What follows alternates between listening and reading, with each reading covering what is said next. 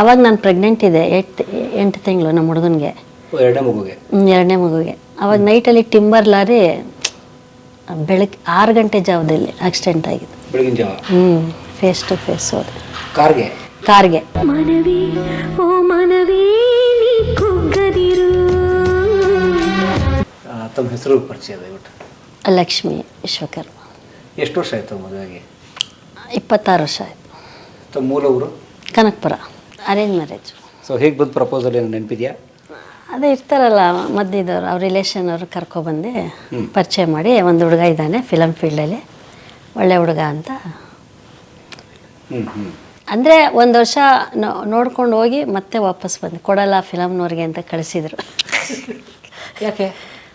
ಅವಾಗೆಲ್ಲ ಅಷ್ಟು ಇದಿರಲಿವಲ್ಲ. ಹಾಂ, ಫಿಲಮ್ ಫೀಲ್ಡಲ್ಲಿರೋರು ಕೊಡಲ್ಲ ಅಂತ. ಅಂದರೆ ಗಂಡು ಬರ್ತಾ ಇರಲಿಲ್ಲ, ಅವರ ಅಣ್ಣಾತ್ಗೆ ಬರೋರು. ಇವ್ರು ಫೈನಲ್ಗೆ ಬರೋದು ಇವರು. ಫಸ್ಟು ಗಂಡುಗಳು ಬರ್ತಾ ಇರಲಿಲ್ಲ, ಅವ್ರ ಅಣ್ಣಾತ್ಗೆ ನೋಡ್ಕೊಂಡೋಗಿ ಓಕೆ ಅಂದಮೇಲೆ ಮತ್ತೆ ಬರೋರು. ಅದು 1 ವರ್ಷ ಬಿಟ್ಟೋಗಿತ್ತು. ಮತ್ತೆ 1 ವರ್ಷ ಆದಮೇಲೆ ನಮ್ಮ ಮನೆಗೆ ಬಂದರು. ಅವಾಗ ಯಾಕೆ ಒಪ್ಕೊಂಡ್ರು? ಆವಾಗ ಸ್ವಲ್ಪ ಎಲ್ಲ ಹೇಳಿದ್ರಲ್ಲ, ಇವಾಗ ಹೋದ್ರಲ್ಲ ಕುಮಾರ್ ಅಂತ, ಅವ್ರ ಅಪ್ಪ ಅಮ್ಮನೇ ಒಳ್ಳೆ ಹುಡುಗ ಮಾಡಿ ನೋಡಿ ಅಂತ ಎಲ್ಲ ರಿಲೇಷನ್ನಲ್ಲಿ ಮಾಡಿದ್ದು. ಅವರೆಲ್ಲ ಫೋರ್ಸ್ ಮಾಡಿದ್ದು. ತಾವು ಓದಿದ್ದಿಲ್ಲ? ಎಲ್ಲ ಕನಕಪುರ ರೂರಲ್ ಕಾಲೇಜ್. ಕರೇಪ್ನವ್ರ ಕಾಲೇಜಲ್ಲಿ? ಕರೇಪನ್ ಕಾಲೇಜ್. ಅವಾಗೇನು ಓದ್ತಿದ್ರಾ ಅಥವಾ ಓದ್ ಮುಗ್ದಿತ್ತ? ಇಲ್ಲ, ಡಿಗ್ರಿ ಆಗಿತ್ತು. ಓಕೆ, ಡಿಗ್ರಿ ಆಗಿತ್ತು. ಮದುವೆ ಕನಕಪುರದಲ್ಲ ಬೆಂಗಳೂರಲ್ಲಿ? ಬೆಂಗಳೂರಲ್ಲಿ. ಅವ್ರಿಗೆ ಹೋಯ್ತು ಅದೇ ವಿಜಯನಗರ. ಬಸವೇಶ್ವರ ಕಲ್ಯಾಣ ಮಠ. ಅದ್ದೂರಿ ಮದುವೆ ಆಗ?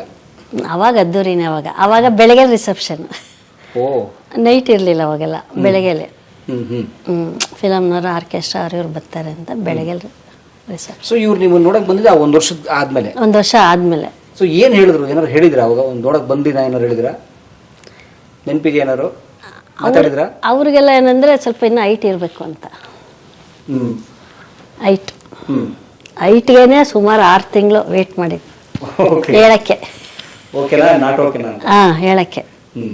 ಆಮೇಲೆ ಮಧ್ಯದವರೆಲ್ಲ ಓಡಾಡಿ ಸ್ವಲ್ಪ ಮಾತುಕತೆ ಮಾಡಿ ಮಾಡೋದು. ನಮ್ಗೆ ಅವಾಗ ಗೊತ್ತಿಲ್ಲ ಓಕೆ ಅಂತ, ಅಷ್ಟು ಫಸ್ಟ್ ಟೈಮು ಓಕೆ ಅಂತ ಅಂದ್ಬಿಟ್ಟು. ಅವಾಗ ಟೆನ್ಸ್ ಕೃಷ್ಣ ಜೊತೆಲಿ ಬಂದಿದ್ರು.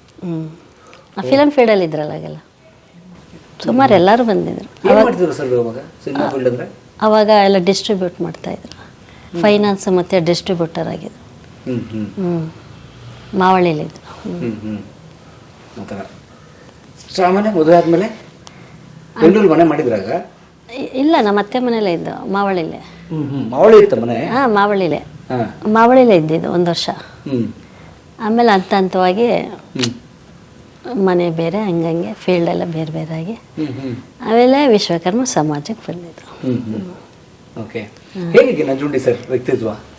ಈಗ ಸಮಾಜ ಹೇಳೋದು, ಸಿನಿಮಾದವ್ರು ಹೇಳೋದು, ಬಿಸ್ನೆಸ್ನವ್ರು ಹೇಳೋದು ಬೇರೆ, ಪತ್ನಿಯಾಗಿ ತಾವು ಸೇಮ್ ಡಿಟೋ. ಹೊರಗಡೆ ಹಂಗೆ, ಮನೇಲಿ ಹಂಗೆ.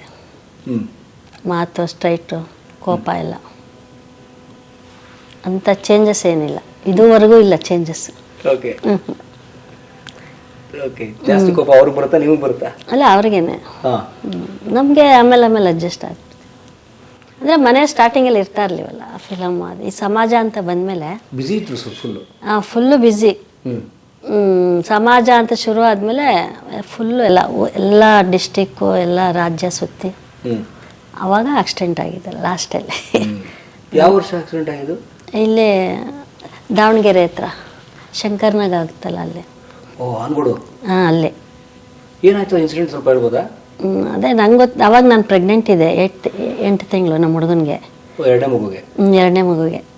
ಅವಾಗ ನೈಟಲ್ಲಿ ಟಿಂಬರ್ ಲಾರಿ ಬೆಳಗ್ಗೆ 6 ಗಂಟೆ ಜಾವದಲ್ಲಿ ಆಕ್ಸಿಡೆಂಟ್ ಆಗಿದೆ. ಬೆಳಗಿನ ಜಾವ ಫೇಸ್ ಟು ಫೇಸ್ ಹೋದೆ ಕಾರ್ಗೆ. ಅದು ಇವರು ಸ್ವಲ್ಪ ಅವಾಗ ಟೀ ಕುಡಿದ್ಬಿಟ್ಟು ಜಾಗ ಏನೋ ಚೇಂಜ್ ಮಾಡ್ಕೊಂಡ್ರಂತೆ. ಫ್ರಂಟಲ್ಲಿ ಒಬ್ಬರು ಮತ್ತು ಇವ್ರ ಪಕ್ಕ ಇಬ್ಬರು ಅಲ್ಲೇ ಸ್ಪಾಟ್ ಆಗಿದ್ದು. ಡ್ರೈವರ್ ಇವರು ಅಪೋಸಿಟೇ ಬದುಕಿದ್ದು.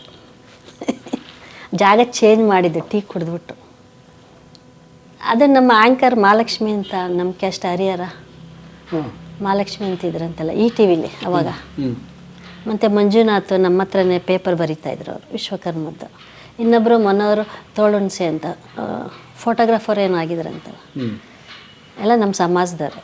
ಆ ಕಾರಲ್ಲಿದ್ರು? ಎಲ್ಲ ನಮ್ಮ ಸಮಾಜದವ್ರು. ಅಂದರೆ ಕಾರಲ್ಲಿದ್ದರು? ಕಾರಲ್ಲಿ 5 ಜನ ಇದ್ದರು. 5 ಜನದಲ್ಲಿ 3 ಜನ ಸ್ಪಾಟಲ್ಲೇ. ಬದುಕಿದ್ರು ಡ್ರೈವರು ಮತ್ತು ಸರ್ ಡ್ರೈವರ್ಗೆ ಸ್ವಲ್ಪ ಕಾಲೆಲ್ಲ ಕಟ್ಟಾಗಿತ್ತು, ಇವ್ರಿಗೇನು ಆಗಿರಲಿಲ್ಲ. ಸ್ವಲ್ಪ ಇದು ಮಾತ್ರ ಗಡ್ಡ, ಆ ಸೀಟು ಹೊಡೆದು ಇದೆಲ್ಲ ಫುಲ್ ಓಪನ್ ಆಗಿತ್ತು. ಆಮೇಲೆ ಜ್ಞಾನ ಇರಲಿಲ್ಲ. ಆಮೇಲೆಲ್ಲ ಸೇರಿಸಿ ಸ್ವಾಮೀಜಿಗಳು ಇನ್ನೊಂದು ಗಾಡಿ ಹಿಂದೆ ಬರ್ತಾಯಿತ್ತಂತೆ, ಅವರೆಲ್ಲ ಅಲ್ಲೇ ಹುಬ್ಳಿಲಿ ಕಿಮ್ಸ್ ಆಸ್ಪತ್ರೆಗೆ ಸೇರಿಸಿ ಎಲ್ಲ ಅಲ್ಲೇ ಎಲ್ಲ ಇದು ಮಾಡಿ ಆಮೇಲೆ ಹೆಲಿಕಾಪ್ಟ್ರಲ್ಲಿ ಮಣಿಪಾಲಕ್ಕೆ ತಂದಿತ್ತು. ಹೆಲಿಕಾಪ್ಟರ್ ಏನು ಅನ್ಸುತ್ತೆ? ಹೆಲಿಪ್ಯಾಡಲ್ಲಿ. ಏನು ಅನ್ಸುತ್ತೆ ನಿಮ್ಗೆ ಸುದ್ದಿ ಕೇಳಿ? ಅವಾಗ ಟಿ ವಿಯಲ್ಲೆಲ್ಲ ಬರ್ತಾಯಿತ್ತು. ಅವಾಗ ಟಿ ವಿನ ಹಾಕ್ಸ್ಕೊಡ್ತಾ ಇರಲಿಲ್ಲ ಯಾರೂ.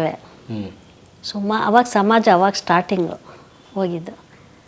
ಆವಾಗ ಹಿಂಗೆಂಗೋ ಮ್ಯಾನೇಜ್ ಮಾಡಿ BP ರೈಸ್ ಆಯ್ತದೆ, ಅದಾಯ್ತದೆ, ಇದಾಯ್ತದೆ ಎಲ್ಲ ಕಂಟ್ರೋಲ್ ಮಾಡಿ ಆಮೇಲೆ ಏನು ಆಗಲ್ಲ ಅಂತ ಒಂದು ನಂಬಿಕೆ ಆಯಿತು. ಈಗ ಬಂದಿದ್ರಲ್ಲ ಅವರೇ ಹೇಳಿದ್ದು ಹಿಂಗೆ ಸ್ಪಾಟ್ ಆಯ್ತು ಅದಾಯ್ತು ಅಂತ ಎಲ್ಲ ಹೇಳ್ಬಿಟ್ರು. ಆದರೂ ಏನಾಗಿರಲಿಲ್ಲ. ಆಮೇಲೆ ನಾವು ಆಸ್ಪತ್ರೆ ಹೋಗೋಷ್ಟರಲ್ಲಿ ಆಸ್ಪತ್ರೆ ಒಳಗಡೆ ತೊಗೊಂಡೋಗಿ ಯಾರೂ ಬಿಟ್ಟಿರಲಿಲ್ಲ.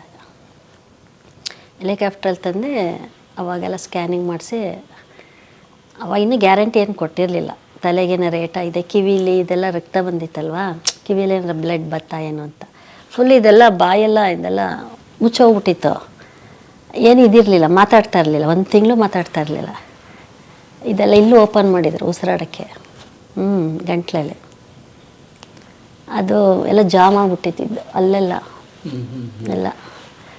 ಅದು ಆಮೇಲೆ ಆ ತಲೆ ಸ್ಕ್ಯಾನಿಂಗ್ ಮಾಡಿ ಆಪ್ರೇಷನ್ ಮಾಡಿ ಆಮೇಲೆ ಗ್ಯಾರಂಟಿ ಕೊಟ್ಟಿದ್ದು. ಆಮೇಲೆ 1 ತಿಂಗಳು ಮಾತಾಡ್ತಾ ಎಲ್ಲ ಸ್ಟಿಚ್ ಹಾಕ್ಬಿಟ್ಟಿದ್ರು ಬಾಯಿಗೆಲ್ಲ, ಎಲ್ಲ ಗಂಜಿ ಜ್ಯೂಸ್ ಎಲ್ಲ. ಇವಾಗ ಬಂದಿದ್ರಲ್ಲ ಅವರೇ ನೋಡ್ಕೊಂಡಿದ್ದು ಜಾಸ್ತಿ, ಜೊತೆಲಿದ್ದಿದ್ದು. ಅವಾಗ ನಮ್ಮ ಅಂಗಡಿ ಮ್ಯಾನೇಜರ್ ರಾಮಕೃಷ್ಣಪ್ಪ, ಶಿವಮಣಿ ಎಲ್ಲ ಇದ್ರು ಅವಾಗೆಲ್ಲ ಆ ಟೈಮಲ್ಲೆಲ್ಲ. ಹಂಗಂಗೆ ಇದೆ.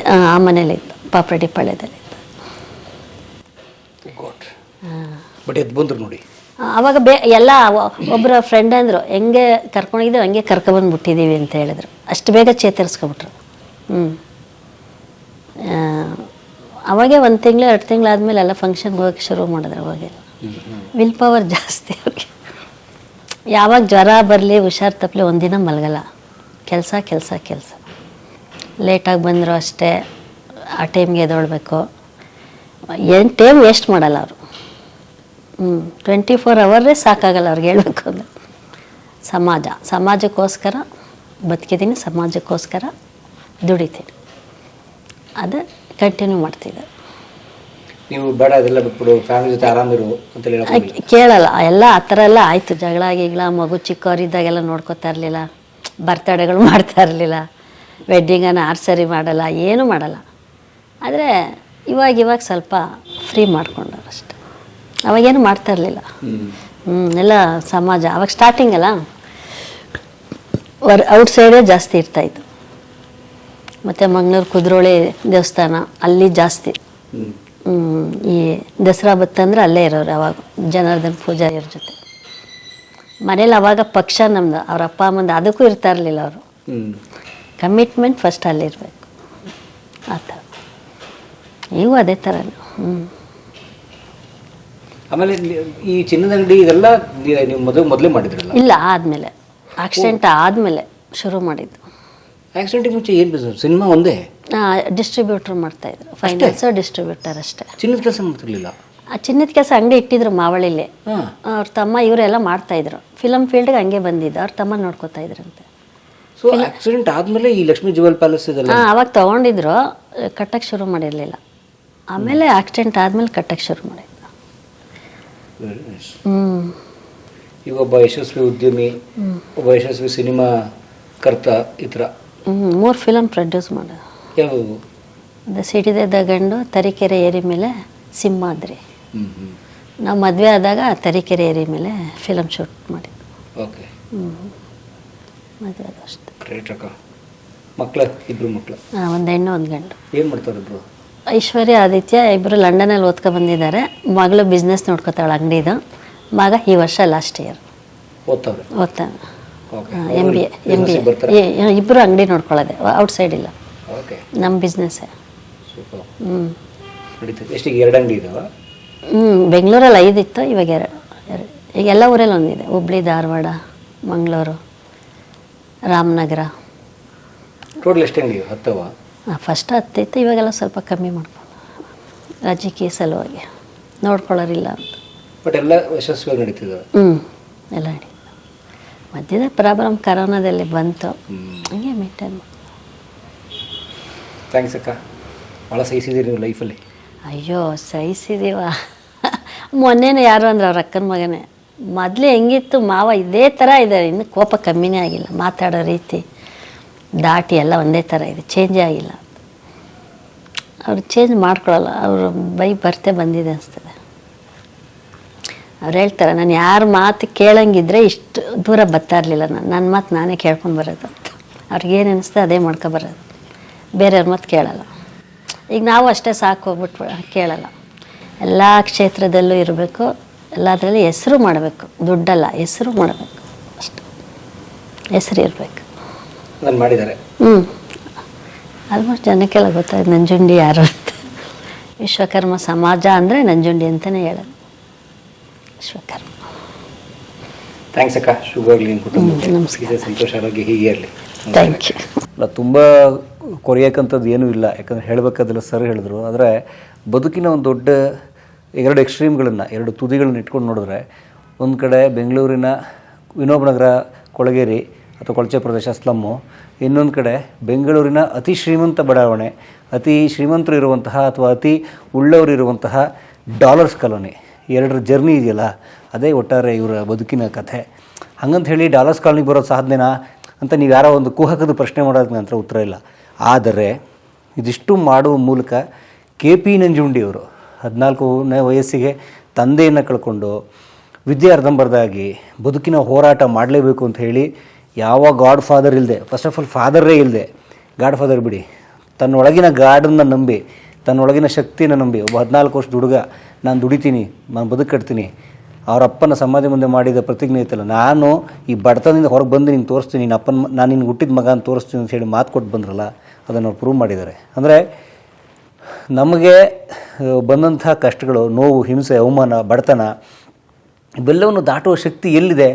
ನಮ್ಮ ಒಳಗೇ ಇದೆ, ಅದು ಚೈತನ್ಯವಾಗಿದೆ. ಅದು ಅದನ್ನು ನಿಜಕ್ಕೂ ಸಾಧಿಸಿ ಕೆಲಸದ ಮೂಲಕ ಉತ್ತರ ಕೊಟ್ಟವರು KP ನಂಜುಂಡಿಯವರು. ನಿಜವಾದ ಪ್ರತಿಭೆಯವರು, ನಿಜವಾದ ಅಪ್ಪಟ ಪ್ರತಿಭೆಯವರು. ಬಡತನದಲ್ಲಿ ಅರಳಿದ ಹೂವು ಅಂತಾರಲ್ಲ, ಬೆಂಕಿಲಿ ಅರಳಿದ ಹೂವು ಅಂತಾರಲ್ಲ, ಆ ಥರದ ಒಂದು ಕುಸುಮ ಅವರು. ಎಂದೆಂದಿಗೂ ಸುವಾಸನೆ ಬೀರುವಂಥ ಕುಸುಮ ಅವರು. ನೂರಾರು ಜನರ ಬದುಕನ್ನು ಅರಳಿಸಿದಂಥವ್ರವರು. ಸರ್, ಏನು ಹೇಳ್ಬೋದು ನಿಮ್ಮ ಚೈತನ್ಯಕ್ಕೆ ಸರ್? ನಿಮ್ಗೊಂದು ಥ್ಯಾಂಕ್ಸ್ ಹೇಳ್ಬೋದು. ಅಯ್ಯೋ ಸರ್, ನಾವು ನಿಮ್ಗೆ ಸಾವಿರಾರು ಥ್ಯಾಂಕ್ಸ್ ಹೇಳ್ಬೇಕು ಸರ್. Thank you. KP ನಂಜುಂಡಿಯವರು. ಅವ್ರ ಬದುಕಿಂದ ಕಲಿಯೋಣ, ನಾವು ಸ್ಫೂರ್ತಿಗೊಳ್ಳೋಣ. ಬಿದ್ದುಬಿಟ್ಟೆ, ಸೋತ್ಬಿಟ್ಟೆ, ನನ್ನ ಕೈಲಿ ಆಗಲ್ಲ, ನನಗೆ ಅವರು ಸಪೋರ್ಟ್ ಮಾಡಿಲ್ಲ, ಸರ್ಕಾರ ಸಪೋರ್ಟ್ ಮಾಡ್ತಾ ಇಲ್ಲ, ನಾನು ಒಳ್ಳೆ ಜಾತಿಲಿ ಹುಟ್ಟಲಿಲ್ಲ, ಅಥವಾ ಇನ್ನೊಂದೇನೋ ಸಮಸ್ಯೆ, ಅಥವಾ ನನಗೆ ಯಾರು ದುಡ್ಡು ಕೊಡ್ತಾ ಇಲ್ಲ ಅಂತ ಏನೇನೋ ನೂರಾರು ನೆಪ ನಮ್ಮ ಒಳಗೆ ಕೂತೀವಲ್ಲ, ಆವಾಗ ನಾವು ಮೊದಲು ನೋಡ್ಬೇಕಾರೋದು ಈ ಸಂದರ್ಶನ. ಇಲ್ಲರಿ, ವಿನೋಬ ನಗರ ಸ್ಲಮ್ಮಿಂದ ಬಂದಂಥ ಹುಡುಗ ಈ ಮಟ್ಟಕ್ಕೆ ಏರ್ಬೋದು ಬದುಕಿನಲ್ಲಿ ಅನ್ನೋದಾದರೆ ಯಾರು ಏನು ಬೇಕಾದ್ರೂ ಮಾಡ್ಬೋದು ಅಂತ ಅನ್ನೋದು ನನ್ನ ಅನಿಸಿಕೆ, ಅಭಿಪ್ರಾಯ. ಹಾಗಾಗಿ ನೋಡಿ, ನಿಮ್ಮೆಲ್ರಿಗೂ ಅನಂತ ನಾನು ಧನ್ಯವಾದ ಹೇಳ್ತಾ ಕಲಾ ಮಾಧ್ಯಮದ ಪರವಾಗಿ ಸರ್ಗೆ ನಿಮ್ಮ ಕಡೆಯಿಂದ ಸಾವಿರಾರು ಪ್ರಣಾಮ. ಅಯ್ಯೋ, ನಿಮಗೆ ಮತ್ತು ಇದನ್ನೆಲ್ಲ ನೋಡ್ತಾ ಇರುವಂಥ ಎಲ್ಲ ನಿಮ್ಮ ನಿಮ್ಮ ಅಭಿಮಾನಿಗಳಿದ್ದಾರೆ.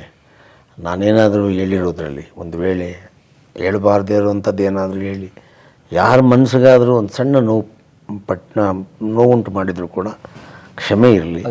ನನ್ನ ಮನಸ್ಸಲ್ಲಿರೋದೆಲ್ಲನೂ ಏನೂ ಬಚ್ಚಿಟ್ಕೊಂಡಿದ್ದೀರ ನಿಮ್ಗೆ ಹೇಳಿದ್ದೀನಿ. ಮತ್ತಿನ್ನೊಂದು ಸಾರಿನೂ ಹೇಳ್ತೀನಿ, ಇನ್ನೊಂದು ವಿಚಾರ ಅಂತ ಹೇಳಿದ್ದೀನಿ. ಅದು ಈಗ ಅದು ಇದಕ್ಕೆ ಆಗಲ್ಲ. ಯಾಕಂದರೆ ಒಬ್ಬ ದೊಡ್ಡ ವ್ಯಾಪಾರಿಯಾಗಿ ಒಬ್ಬ ವ್ಯಕ್ತಿ ಕುಗ್ಗಿಬಿಟ್ರೆ ಅವನಿಗೆ ಯಾವುದೆಲ್ಲ ಸಮಸ್ಯೆಗಳು ಬಂದು ಅವನ್ನ ನಿರ್ನಾಮ ಮಾಡೋದಕ್ಕೆ ಎಂಥ ಪಿತೂರಿಗಳನ್ನು ಮಾಡ್ತಾರೆ ಅನ್ನೋದು ಇನ್ನೊಂದು ಸಾರಿ ಹೇಳ್ತೀನಿ ನಿಮಗೆ. ಅದು ಕೂಡ ಬೇಕು ಸಮಾಜಕ್ಕೆ. ನೋಡಿ, ನಾವೆಷ್ಟು ಎತ್ತರಕ್ಕೆ ಹೋಗ್ತೀವಿ, ಅದನ್ನು ಉಳಿಸ್ಕೊಳೋದಕ್ಕೆ ಪಡೋ ಪಾಡಿದೆಯಲ್ಲ, ಅದು ಭಾಳ ದೊಡ್ಡ ವಿಚಾರ.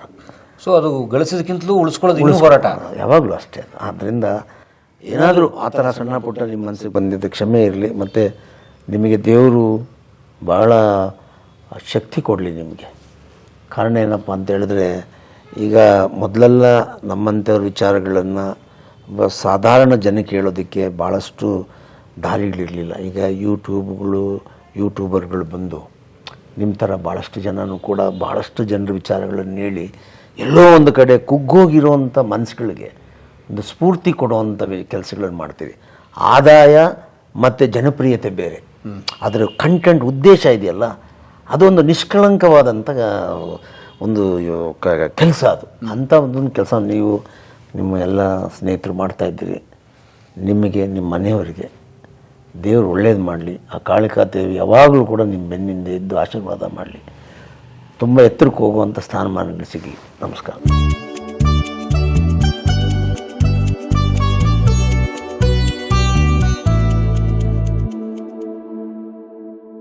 ಸ್ನೇಹಿತರೆ, ಕಲಾ ಮಾಧ್ಯಮವನ್ನು ಸಬ್ಸ್ಕ್ರೈಬ್ ಮಾಡಿ, ಪಕ್ಕದಲ್ಲಿರುವಂಥ ಬೆಲ್ಲನ್ನು ಒತ್ತಿ, ನಿಮ್ಮ ಜೀವನಕ್ಕೆ ಆಧಾರ ಸ್ತಂಭವಾಗುವಂಥ ಕಥೆಗಳನ್ನು ನೋಡಿ ವಿಚಾರ ತಿಳ್ಕೊಳ್ಳಿ. ನಮಸ್ಕಾರ.